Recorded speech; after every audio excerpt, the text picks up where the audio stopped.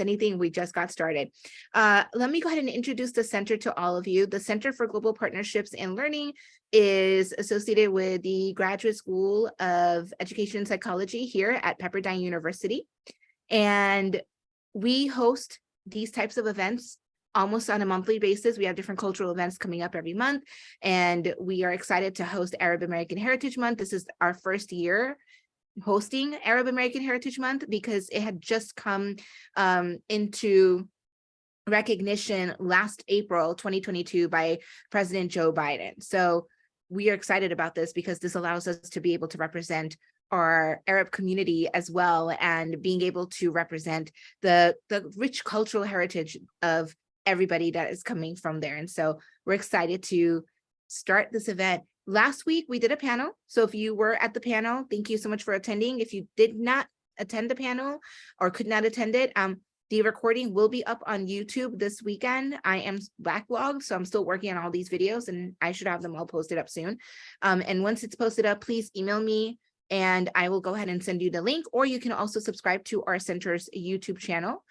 Our Center of Global Partnerships and Learning has a multitude of certifications we offer, such as we're offering our DEI certificate right now. We are also offering women's in leadership certifications. We have other certifications that we are also hosting. If you want more information about what certificates we have, you can contact Dr. Gabriela Miramontes, our director for the center, and she will be more than happy to guide you. If you have any questions, you can also email me as well.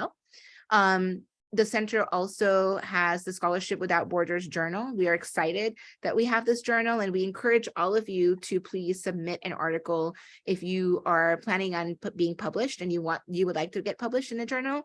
Start with us. Come to us and send over your article to Scholarships Without Borders. And again, for more information, you can contact Charlotta Green. Charlotta is our managing editor. Am I correct? Managing editor, Charlotta? Perfect. Managing editor. I get confused between associate and manager. So managing editor. And so if you have any questions or you want to submit an article to us, please contact her. With that said, I would like to introduce our speakers for today, Elias and Lina. So let me provide a quick intro on them before we get started. If I can find her intro, because I just had it right in front of my face. Give me 1 second here. Okay, so let me, sorry about this. I had it right in front of me and it went missing. Here it is. Okay. All right. So let me introduce Lina.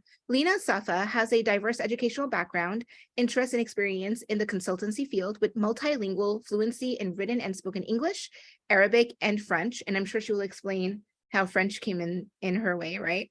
She is academically trained in international relations and public administration in the United States and Lebanon.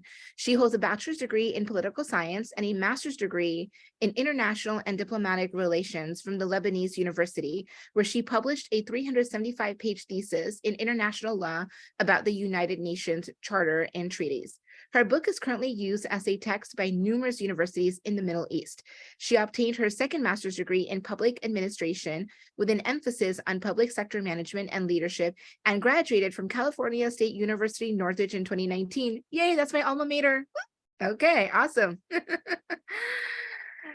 Lina has experience teaching cross-cultural communication in the Middle East across 2 universities and the French Cultural Center, serving 7 years as a language interpreter for the USCIS Asylum Office, Immigration Courts, LA Public Council, legal firms, hospitals, and nonprofits, and worldwide organizations. She has research and consulting experience in leadership, women's rights, personal development, strategic planning, and organizational management. So welcome, Lina. We have Elias Saade. Elias Saade currently serves as an instructional designer for the Masters of Science in Leadership suite of programs at Pepperdine University, Graduate School of Education and Psychology, right here with us. In this role, he collaborates with faculty to design, build, and evaluate engaging online courses. Through his work on the Virtual Initiatives team, he leads various projects across the education division, such as planning and executing the doctoral virtual international trips, program orientations, and technology workshops. So if any of you are wondering who's doing all this awesome stuff, Elias is the one. Now, He is also passionate about learning technologies and has presented his work at international, national, and regional conferences. Prior to joining GSEP, Elias was a transitional kindergarten teacher for the Walt Disney Company. In addition to enacting developmentally appropriate instruction, he designed personalized curriculum to meet the needs of diverse early learners. Elias received a BA from the University of California, Irvine in psychology and social behavior and education, and he has a Master's of Science in Learning Design and Innovation from Pepperdine University, and is currently pursuing his EDD, his Doctor of Education in Learning Technologies from Pepperdine University. Welcome, Elias and Lina. Oh, thank you so much, Dr. Ghazi, for that amazing introduction. And hello, everybody. Thank you all so much for being here. I would be honestly remiss if I didn't I want to give a big shout out to Jennifer and Linda and her daughter, Jennifer's daughter, Belen. They are in South Korea right now. They just landed. So I want to, if with your permission, can I spotlight you all? I'm just going to do it. They're in South Korea right now, just landed. So thank you all so much for being here. They're presenting at a conference at Katisel. So thank you all. And let me remove the spotlight. And I'm going to share screen. And I also want to just say thank you to the office and Dr. Ghazi for organizing this event. It is so meaningful, so special. And thank you for asking Lina and I to present. And also a thank you to Lina, who is a role model and inspiration to me. And I am just so blessed to be able to work with her and present this with you all today. So our presentation today is about the rich cultural heritage and perceptions of Lebanese Americans. I won't go into our bios again, but I will say briefly that I was born in Lebanon. I moved to the United States, specifically San Gabriel in the 626 when I was a month old. So I was raised here my entire life. I visited Lebanon periodically. I used to go every summer, but I haven't gone since 2012. So it has been a while since I visited. And while I keep in touch with family members there, a lot of my growing up and perceptions of Lebanese Arab Americans has been here at home, which is California. And I'm going to pass it to Lina to do a quick little intro as well. Thank you so much, Elias. Thank you, Dr. Asia. Thank you, Dr. Gabby, and our great Pepperdine community, especially Dr. Jennifer. I would shout out to Dr. Jennifer, who just landed in South Korea, and she is very diligent attending our discussion tonight. That means a lot to us. Thank you so much. Well, this is a great support system that we get here at Pepperdine. That's the role model. Thank you for providing this beautiful space to showcase our cultural heritage within the Arab American Cultural Heritage Month.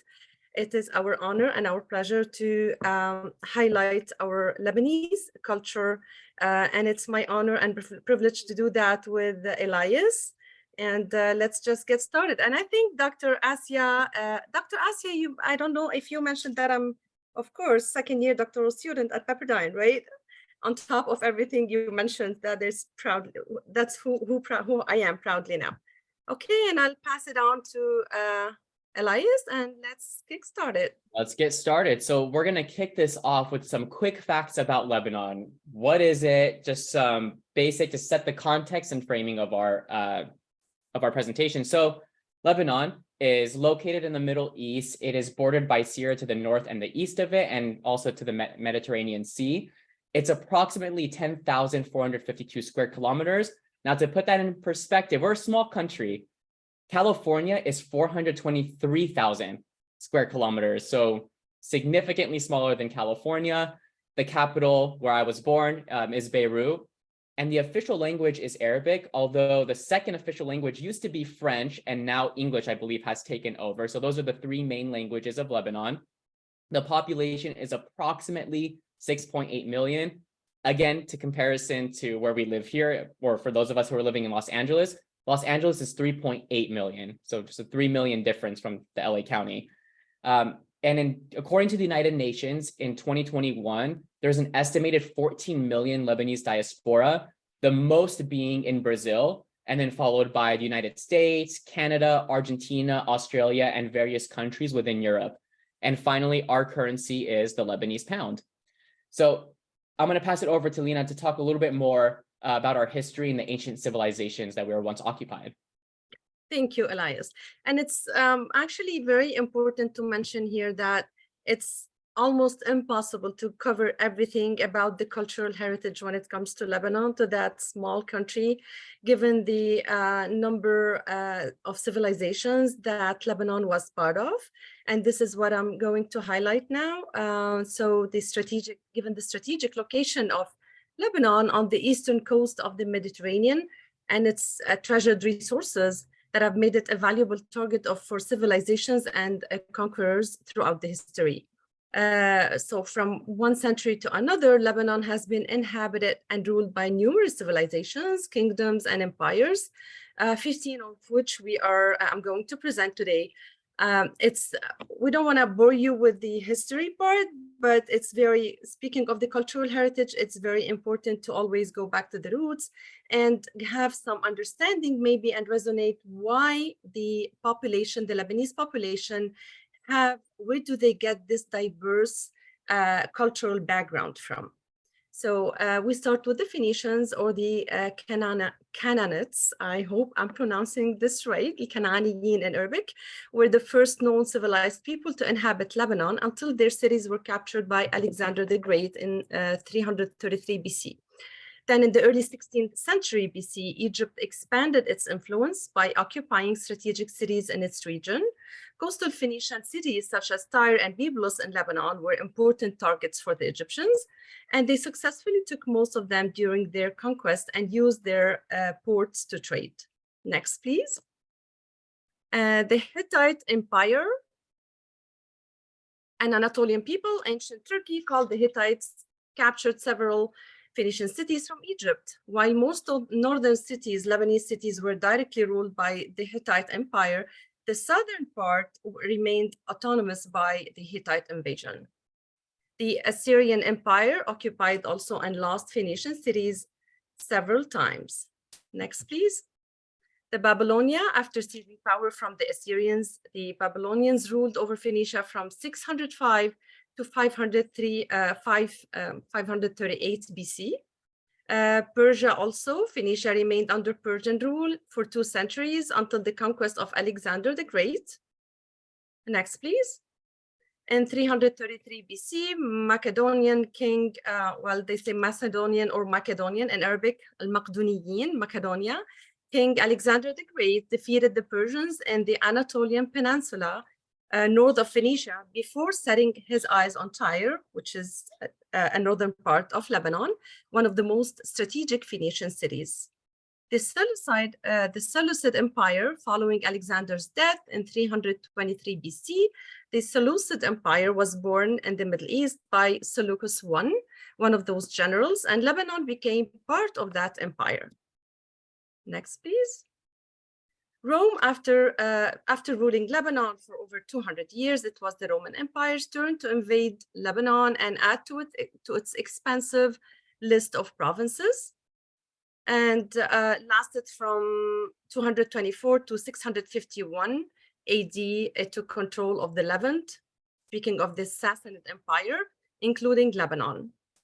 About Arabia, with the rise of Islam in the 7th century, the Muslim Arabs conquered Syria and Lebanon and replaced the Roman Empire as their rulers. For the Seljuk Empire succeeding the Arabs, the Turco-Persian called Seljuk Empire established its own caliphate in the Levant. This conquest represented the first sign of Turkish power in the Middle East. The first crusade from Europe in the 11th century passed through Lebanon to reach Jerusalem, the European invaders occupied the southern areas of Lebanon, which became part of the northern region of the Kingdom of Jerusalem. On the other hand, northern Lebanon was transferred into the country of Tripoli, which survived to be the last of the Crusader states in the centuries to come.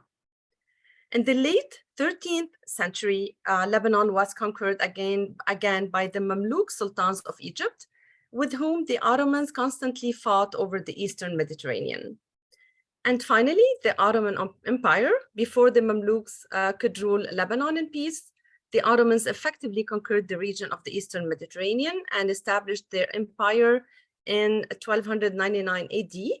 Lebanon remained a part of the Ottoman Empire until the empire fell or lost in World War II. Lebanon gained its independence from France in 1943. Okay, and speaking of the cultural identity, Lebanese cultural identity. So as we just saw, this diverse cultural heritage that Lebanon was part of has, its influence in terms of diverse culture or multicultural society. The predominant conservative culture in Lebanon also exhibits a great deal of respect for both religions, Christianity and Islam, and traditions. In addition to that, many practices and lifestyles also reflect European influences due to Lebanon's coastline's proximity to Europe. As a key point of contact for trade, for example, between the East and the West, Lebanon used to be called Switzerland of the East and a gateway between the East and the West. It's a multicultural and multilingual society. Ultimately, contemporary Lebanese society is highly diverse, and it's common to see a Lebanese citizen or Lebanese people speaking at least 2 languages. That's the baseline. Tradition and modern European fashions in city streets as well. The official language, like Elias said, is Arabic. However, English and French are widely spoken in the country. Also, Lebanon is more collectivist. It's a more collectivist society than many other societies. So individuals perceive themselves as group members. And there are many core values for the Lebanese cultural society. I can list some. One of the values is honoring like the family, the reputation, the social image, the community, sincerity, integrity, hospitality. Lebanese are well known with their hospitalities, sensitivity, adaptability, because they've been through a lot throughout the years, throughout the centuries. They built skills to be more adaptable, so to adapt to any new society, and awareness as well.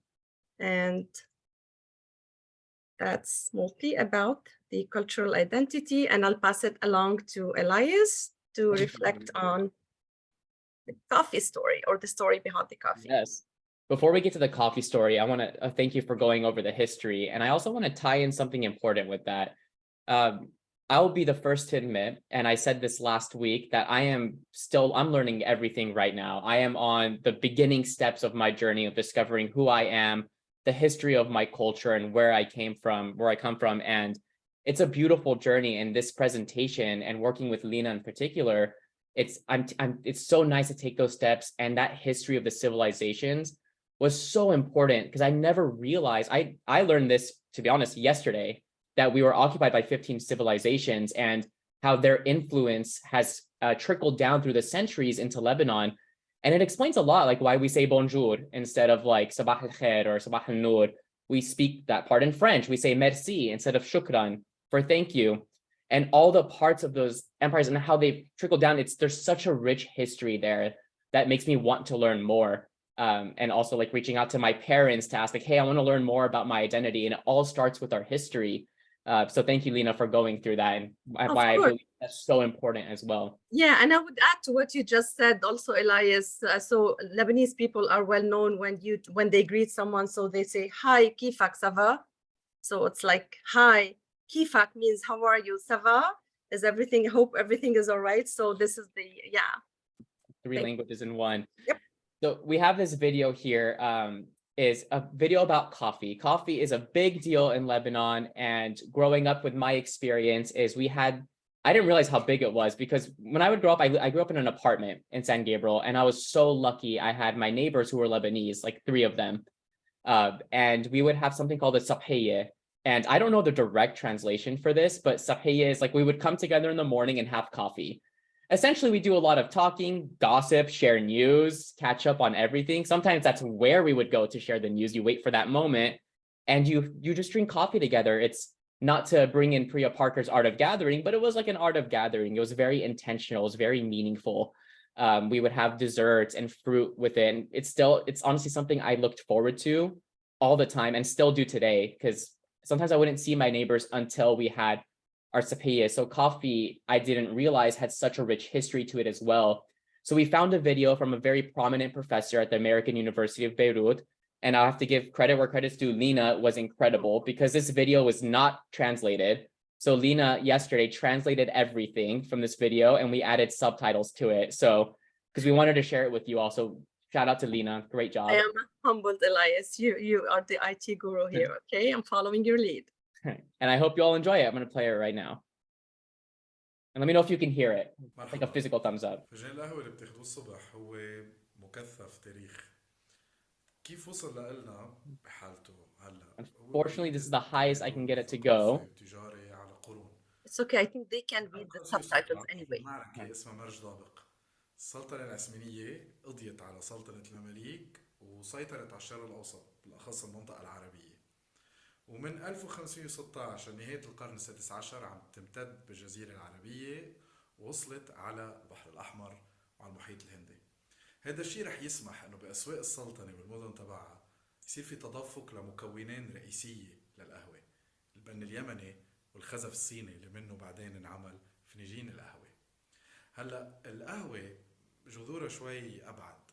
بحسب أسطورة صوفية الشيخ أبو الحسن الشاذلي مؤسس الطريقة الشاذلية هو بالقرن الثالث عشر باليمن اللي أدخل شرب القهوة لطقوس العبادة الصوفية. وشوي وشوي من اليمن طلعت عادة شرب القهوة بالإطار الديني للحجاز لمكة المكرمة، وصلت لعنا على بلاد الشام، وشوي وشوي بلشت تنتقل من الإطار الديني للإطار العامي وصارت تنشرب مش دايما بإطار طقوس دينية. وسنة 1555 شريكين من دمشق بأسسوا أول مقهى باسطنبول، وشوي وشوي بخلال القرن السادس عشر والسابع عشر المقهى رح يصير عنصر أساسي من المدن العثمانية، ورح يعطي الرجال بالأخص مساحة للتجمع ويترفهوا ويتعرفوا على أفكار جديدة ويفكروا أوقات بأمور سياسية كانت تخلي السلطان يعتل هم، غير المناطق والمساحات اللي عادة بيتلاقوا فيها اللي هي السوق أو البيت أو حمام السوق أو المسجد أو الخان أو دور العبادة. وبلش يصير نوعا ما مساحة عامة يصير فيها حركة ثقافية وسياسية كتير مهمة. هلا هالبن كيف بده يوصل على أوروبا؟ سنة 1683 السلطنة العثمانية بتحاصر فيينا للمرة الثانية وبس بتفشل انها تاخدها، تنسحب الجيش العثماني خلى وراه كيس بن. اللي مستلمين الحملة من ميل النمساوية ما عارفين هدول شو، فبيقوم واحد من المسؤولين بيعطي كيس البن لضابط بولوني. هلا هالضابط البولوني كان أسير باسطنبول وبيعرف أهمية هالبن وبيعرف إنه من هالبن بينعمل القهوة، وهذا الشيء اللي خلى بعدين سنة 1685 ينفتح أول كافيه بفيينا، وبدأت عملية انتقال القهوة من العالم الإسلامي للعالم الغربي، وهيدي قصة تانية. أنا اسمي شارل الحايك. Right, let me reshare this. So I found this video to be very, honestly, kind of funny. So part of it is that the Ottoman leaders had no idea on what this was. And then when the Ottoman Empire left, and then they found like, okay, this guy happened to be a prisoner in Istanbul. And then the coffee, I've always believed that the coffee was from Europe and then came to Lebanon, but it's actually the other way around, that the coffee went to Europe in 1685, I believe he said. So we wanted to share this video just to provide some additional context on a big part of our culture, which is the coffee. And here, we're going to talk a little bit more about the arts of Lebanon. We included some personal photos in this one to just have a little bit of fun. And I'm going to start with the photo on the left and then work over to the right. So on the left, this is actually me. I used to go to church camp every year until I was 17 years old, and then I became a counselor. For those who are not in the presentation last week, my church is the Our Lady of Mount Lebanon in LA, and it is predominantly Lebanese Maronite. So we follow a lot of like the Lebanese culture from Lebanon. We speak Arabic. We learn Arabic going there during Sunday school and about our religion, and which I definitely took for granted growing up, and now have come to realize and appreciate how much effort it took for my parents to get me there and how important that community was. One of the things we do there is debke, and debke is a traditional dance form. It actually originated in the mountains of the Levantine region. and it translates roughly to the stomping of feet, which is essentially what the dance is. You are stomping your feet to the rhythm and the beats of Arabic music. So this is me doing debke with the other church counselors, my sister who is online as well, and my best friend Paul, who is online. We're all part of a debke team growing up through church and would perform at church events. So shout out to them as well. And then on the right, I have to include my dad. The instrument he's holding is a hand drum, a small hand drum that rests on your lap. It's called the derbeke. It's one of the few traditional Lebanese instruments. There's like a lute as well, but he plays the derbeke and he's part of the church choir. So he's singing with his buddy over there on the right, and they sing Arabic hymns and Arabic songs, but that instrument is part of our culture as well. And I'm going to pass it to Lina to talk about her photo in the middle. Well, instead of talking about Fairuz now, or maybe our prominent authors of Lebanon, I'm going to talk about myself here. This was back in 1982 when I won the first prize for poetry. That was a competition. So I represented my school in southern Lebanon, and I won that prize. And I obviously was in the school book, yearly book. So I had this beautiful thing to share here. So just to talk about our the importance of poetry, the importance of the authors of literature in Lebanon, our scholars, and we can move on. So we can go to the next slide, Elias. Thank you so much to talk about. Before we go to the next slide, I do want to share one thing real quick. Is that I will, a funny story too, is I admittedly didn't realize that the debke and the rebeke and all this happened in Lebanon too. It wasn't until I visited when I was younger and I realized, oh my gosh, they're doing debke. That's what we do. I always thought that was something that our church did. And I think as I get older and I'm beginning this reflection, it's our church, thank God for that community where they've brought that culture, and the rebeke actually has passed on through a lot of Lebanese immigrants where they've carried that tradition over. So I'm very blessed to have that cultural experience there, where when I went to Lebanon, that part felt connected. It's like something we have done. Yeah, and also Elias, to reiterate, also to echo what you're saying here in the chat. Dr. Asya is saying we have a similar type of drum in India and Pakistan.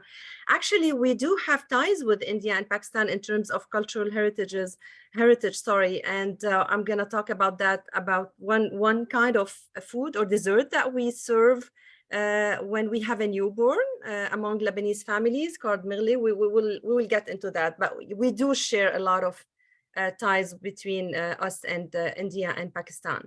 Yeah, and about arts also, and of course, poetry falls under arts, right? It goes hand in hand. Like I said, there is no really enough space to talk about, to cover everything about Lebanon when it comes to literature, arts, and all of these, the cultural stuff.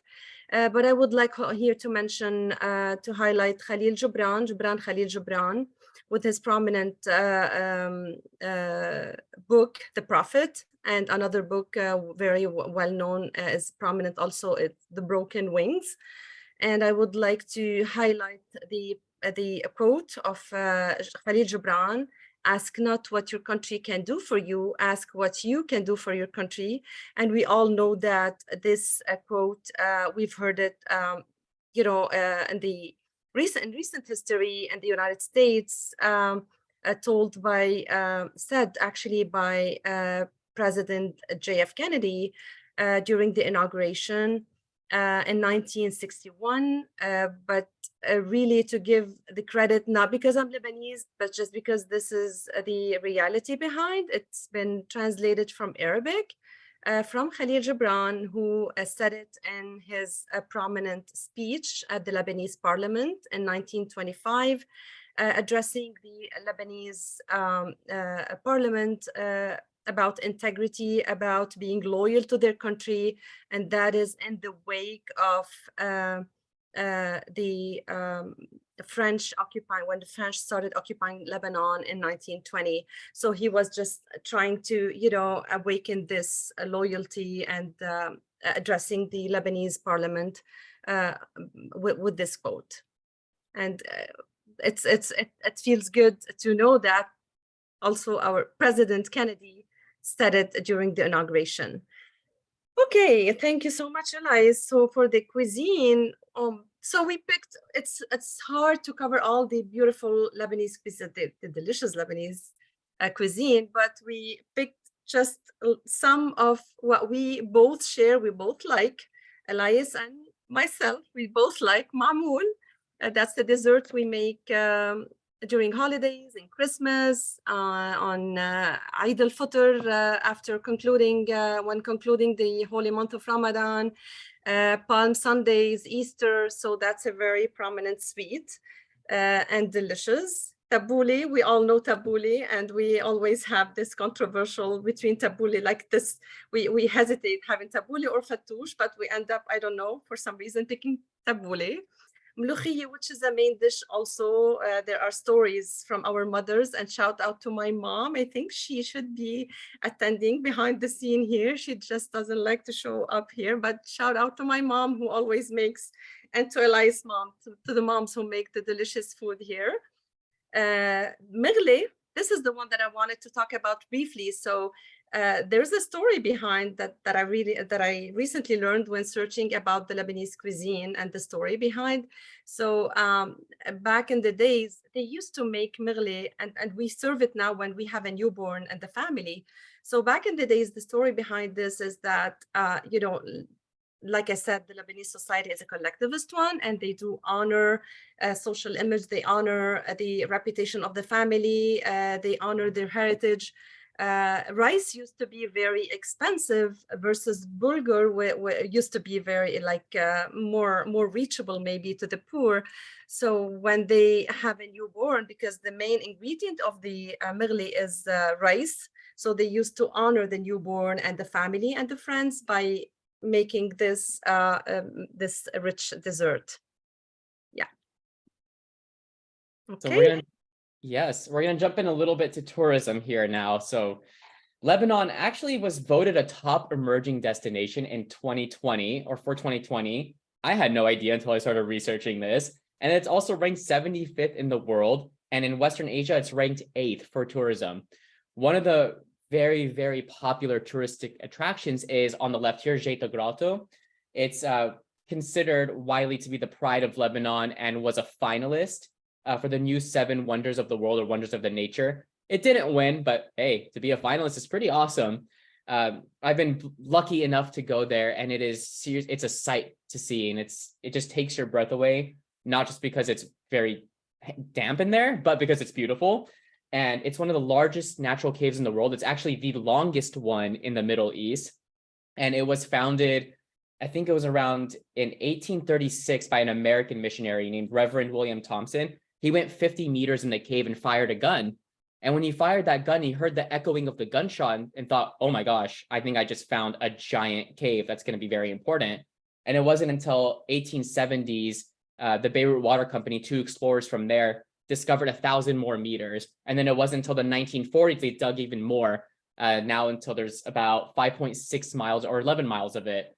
So it has a very rich history, and it's a very popular attraction. And I'll pass it to Lina to talk about Beirut. Yes, thank you, Elias. So Beirut, I mean, we all know, we know that it's the capital of Lebanon, but I would like to highlight here, since we did not touch on the universities and the educational part from Lebanon, coming from the Lebanese University, which is the law school of Beirut. Beirut used to be called the mother of laws, because the law school of Beirut, or the law school of Berytus, this is how they used to call it, was a center for the study of Roman law, and was the first law school to be built in the Middle East, or in the Mediterranean. and classical antiquity located in Beirut. It flourished under the patronage of the Roman emperors and functioned as the Roman Empire's preeminent center of jurisprudence until its destruction in AD 551. And that is which is known now as the Faculty of Law at the Lebanese University, which is Beirut, the School of Law. Yep. Thank you. Beaches. Thank you, Lina. So Lebanon has beautiful beaches. I was doing a bit more digging. So last time I was visiting Lebanon, we would go to a place, I think my sister will correct me if I'm wrong. It's called Ed Sans, and it's like a privately owned beach resort. And I realized a lot of the resorts there were privately owned, and you would pay money to go in. And most people didn't even go into, at least where I went, didn't go into the water, into the Mediterranean Sea. They would be in pools, which we called piscines. And they would just spend time there. They'd hang out there. And I'm like, why is no one going in there? And it wasn't until actually recently, I was at the hospital when my sister was giving birth.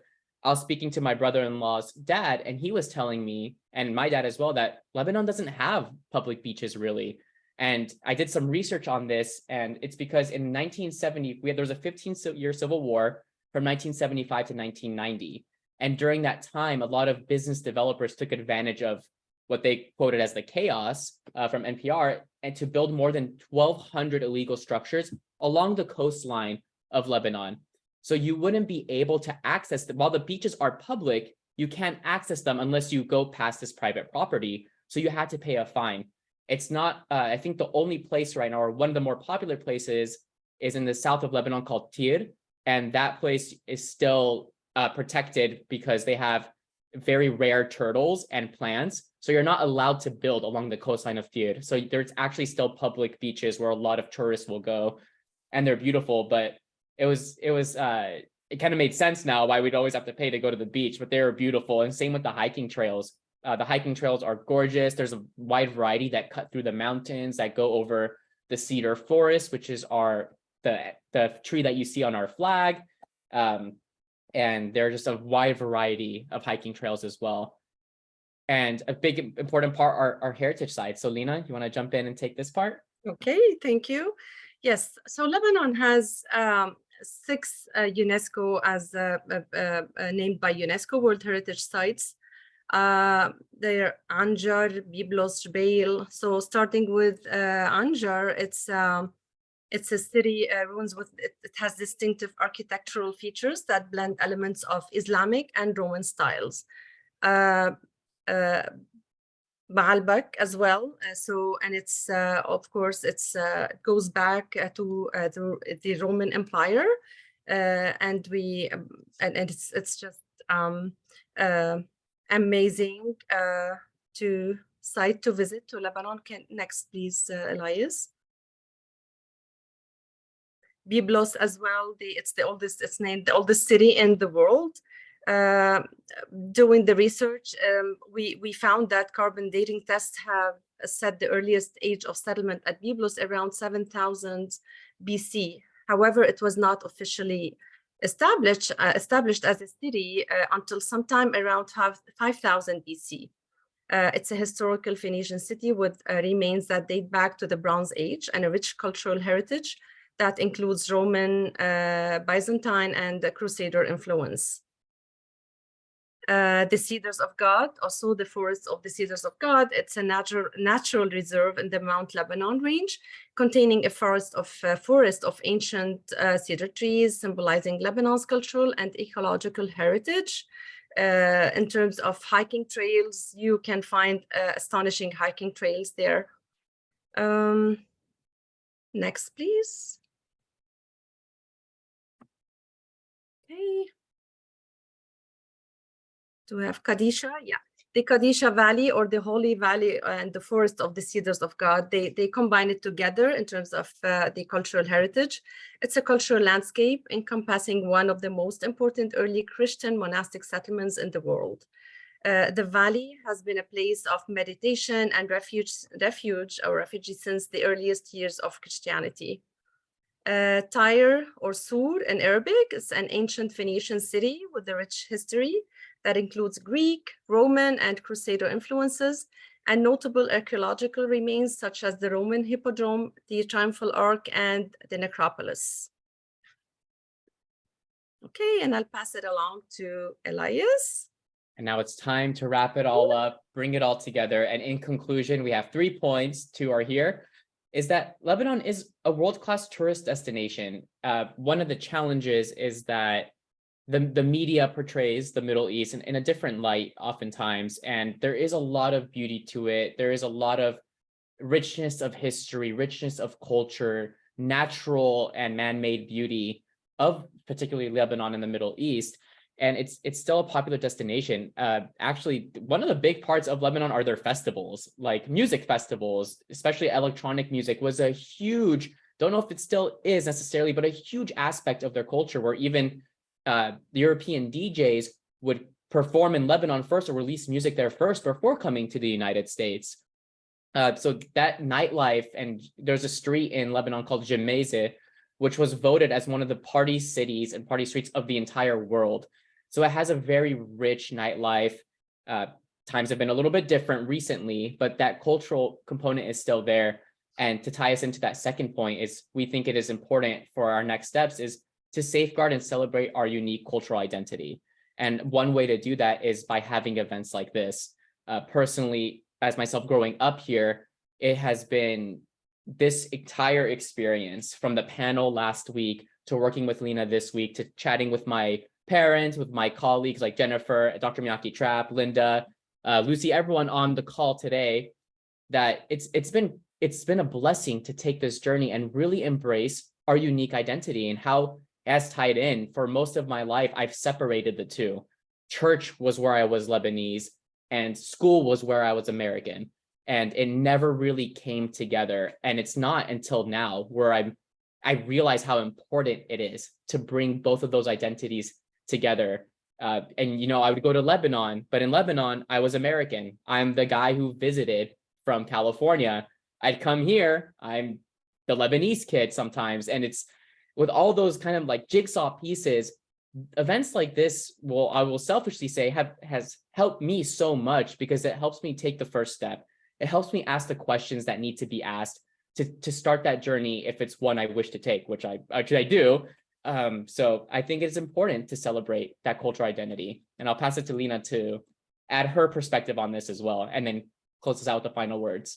Thank you, Elias. You perfectly said it, actually. Yes, and I do echo your call to safeguard our identity, and honestly working with, and also I would like to mention here that working with Elias on all this, this beautiful presentation, and it really gave me, I felt the responsibility, more of the responsibility to introduce my country the best way I can, also to the new generation being raised here in the United States. I was born and raised in Lebanon, and I came to the United States recently in 2015.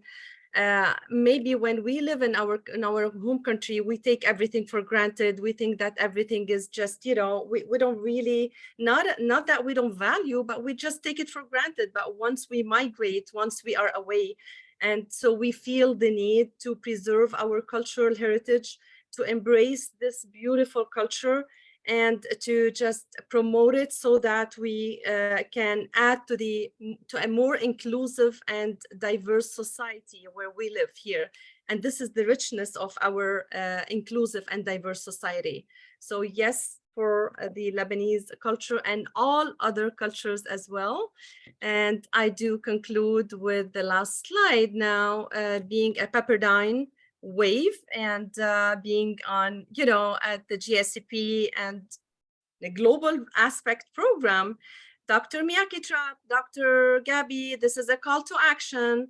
And I think Maher is with us here. So Elias and myself, we're calling to action. Pepperdine, let's just travel to Lebanon. Why not making it our next destination?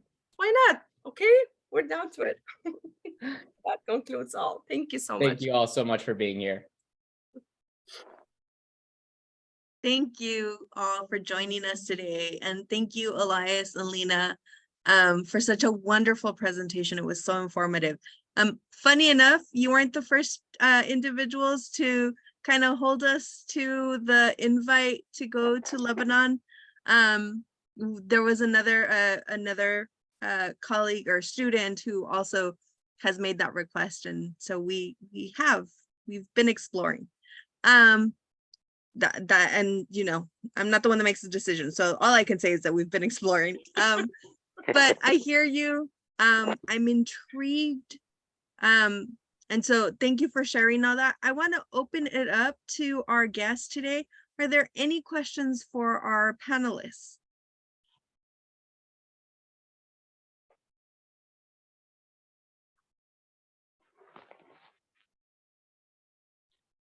I have a question. Go right ahead. So hello, everybody, and hello, Lina, Elias. So wonderful. I learned so much.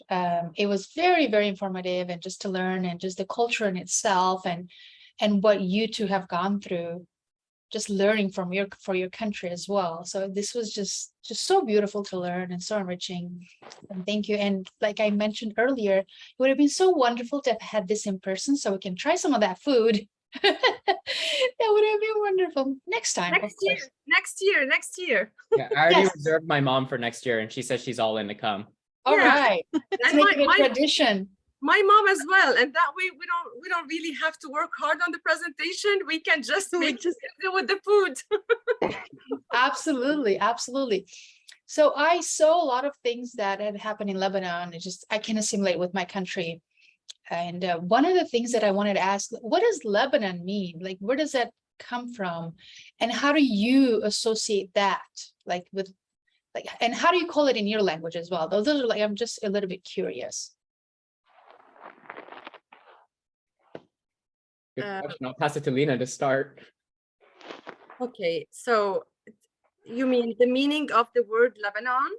Yes. Where does it come from? Yes. So then so before having a country called Lebanon, we only had Lebanon was established, like, let me call it as a puzzle, pieces of puzzle. There were the name of Mount Lebanon. We initially had the Mount of Lebanon and the southern part, which is called Jabal Amel. So it comes, has Beirut been, okay. I'll get to the chat later. This is my husband, shout out to him. He wants to keep me busy, not now, sorry, I'm busy. So the name of Mount Lebanon originates from the Phoenician root, meaning white. White, and it also has to do with the word yogurt in Arabic, Lebanon, okay? Apparently from its snow-capped peaks. Occurrences of the name have been found in different Middle Bronze Age texts from the Library of Ibla and 3 of the 12 tablets of the Epic of Gilgamesh. And this has to do also with the cedars of God that we touched up on. Yeah, did I answer your question, Eva? Part of it about the meaning. What was the other part? Sorry. Yes, my second part was that how do you talked about your country, but how do you identify as a Lebanese? Like, sure. What does it mean for you? Yes, thank you so much. Elias, would you like to go and show? Yeah, I think we can bounce off on this one. Okay, yeah, I'll let you talk about it a little bit. Thank you. That's a loaded question there, Eva, for me. How do I identify with it? I think I touched a little bit upon it within the presentation, but it's to me, quite honestly, it is a part I'm beginning to identify now on what it really means to me. In the past, what it meant to me was I'm just Lebanese, period. Nothing really, not too much deeper than that. Sorry, mom and dad, but it wasn't that much deeper there. They're on the call too. But it wasn't until I started getting older and I would participate in a lot of these activities. And again, for full transparency and honesty here, a lot of them, I would just do it because I was just told to do it. Go to church, participate in the Sunday school to learn Arabic and your religion, do some debke, volunteer, become an altar boy, all the things I just, part of me felt required and enjoyed. Don't get me wrong, it wasn't necessarily a chore, but it started off as such. And it wasn't until I started participating in it and now reflecting back, realizing, wow, I was actually happy during that. But back then as a teenage boy, it was cool not to be. Part of it was cool not to see, and especially maybe within our church culture, a lot of the boys didn't do debke. So it was cool not to do the debke.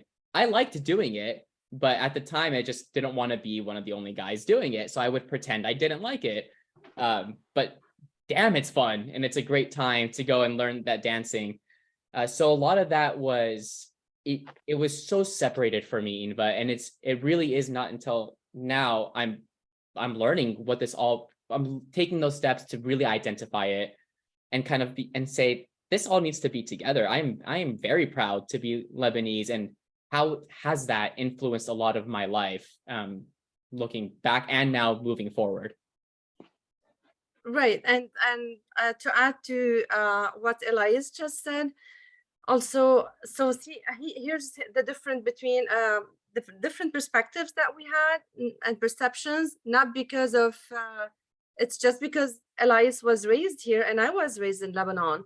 So coming from raised in Lebanon and coming to live in the United States at an adult age, I would say that I always have that sense of belonging to Lebanon while also adapting and assimilating to the United States life. Okay, so, and I feel like more inclusive here. I don't feel the opposite, where maybe some people feel like, you know, they lose identity. It's really up to someone's feeling or belonging or sense of belonging to really promote this and act upon it, or just to lose it. And, you know, so I'm always Lebanese, and I'm a Lebanese American. Nothing has changed really. At the opposite, contrary, it has added to my beautiful, diverse background. It just, you know, I always identify as a Lebanese American, so nothing has really changed here. It's just an added value in terms of social identity. And back to the question here in the chat for my husband, who would like to know how many times has Beirut been rebuilt over the last 2,000 years? Okay, well, you know that the city's story began more than 5,000 years ago. So although its name came later when the Canaanites adopted it's called it Beirut, but I don't know. You want to? I already spoke about all the history, so don't make it hard on me, okay? And if you know more, teach us. Right? Dr. Gabby's laughing. Absolutely. So maybe we should spotlight your husband so he can answer the question for all of us. Well, there you go. Go ahead. Just keep it short.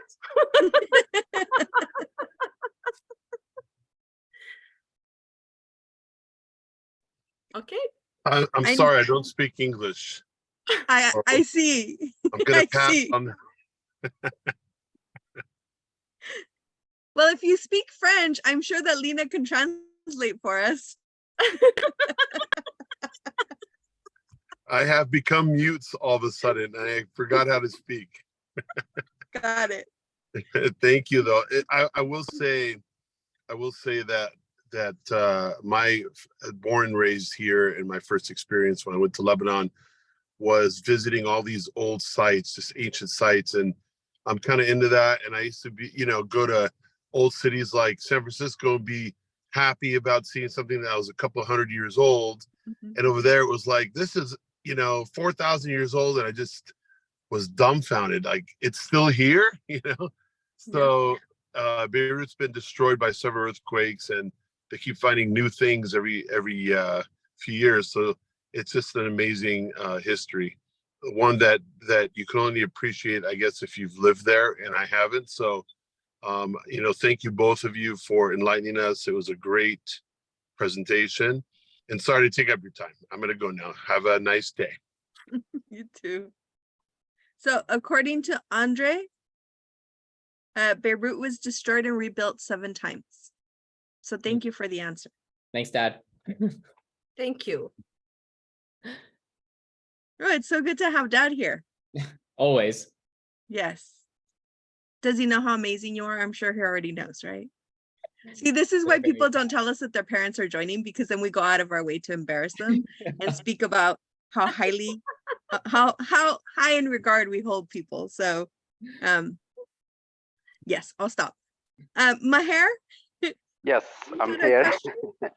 question? Amazing presentation for Elia and Lina. Thank you so much, guys. You took us through Lebanon, and you know the homesick I have for back to Lebanon, Beirut. And Beirut used to be called the Paris of the Middle East.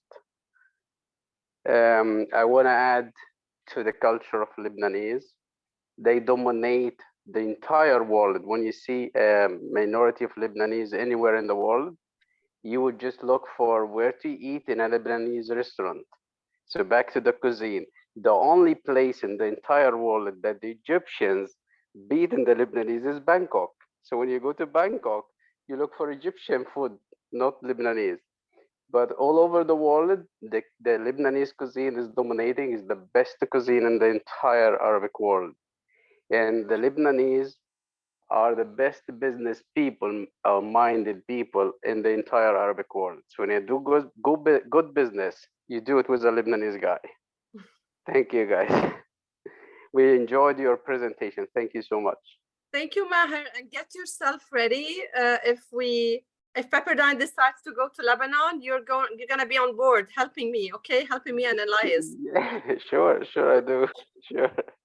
Right. And I would also shout out to my son here, Mahmoud, who's also joining us with mom in the background. Oh, nice. Yeah. Welcome, Mahmoud. Thank you so much. So I would like to add something that about, speaking of some fun facts about our culture. And I think Elias, and I'm triggering Elias here to talk about it. So one of the basic etiquette among basic Lebanese etiquette is not to cross your legs with your ankle on your knee, as it is offensive to point one's foot at another person. So yeah, it's not like, so when I first came to the United States, and when I was meeting with one, very like esteemed person, and I was like, and they crossed their leg like that, and I was like, oh my God, are they disrespecting me, or this is the culture here? And then I learned that this is normal here, this is common, whereas in Lebanon we were raised as this is something like, inappropriate to do. So yeah, I'll leave it to Elias as well. Yeah, that's such a funny story. We were talking about it last night when we were doing our final prep and run through for today. When I went to church all the time, my mom would always tell me, put your foot down, don't cross your legs like that, it's rude. Like I bishum, which means like that's rude, that's embarrassing. And I was like, okay. And I went to school, and back in my elementary school, and I would cross my legs the other way, like this way. I don't know if that made sense with my fingers.